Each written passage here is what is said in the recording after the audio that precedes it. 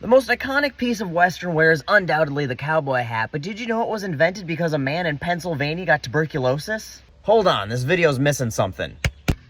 That's better. And can we talk about how frickin' cool this cowboy hat is? Seriously, check these things out. Cowhide on mine. Emily's has got tooled leather. Hat crowns are branded. These were custom made for Emily and I by the Houston hat guy, and I could not love them more. And the only reason these exist and we were able to get these badass hats is because a guy in Philadelphia got tuberculosis in 1865. This Philadelphia man went by the name of John B. Stetson. Have you heard of him? If you know anything about cowboy hats, you know what a Stetson is. John Stetson was to hats what Levi Strauss was to jeans. When you think about cowboy hats, you're more likely to think El Paso than Pennsylvania. So how did a man from the East Coast invent the most iconic piece of Western wear in the world? Well, as John Green would tell you, tuberculosis is always the answer. Back in the day, if a doctor couldn't fix your problems by telling you to do cocaine about them or hacking them off with a saw, there wasn't a whole lot of help they were gonna be. And this was basically the case with tuberculosis. The doc would basically be like, you got the teebs because you've been breathing too much wet air. I'm gonna prescribe you move to a dry state. That's why Doc Holliday went to Arizona, but unfortunately it didn't work for him. But when John Stetson moved out to St. Louis, Missouri, he actually had better luck and his tuberculosis subsided. But now he had a new problem.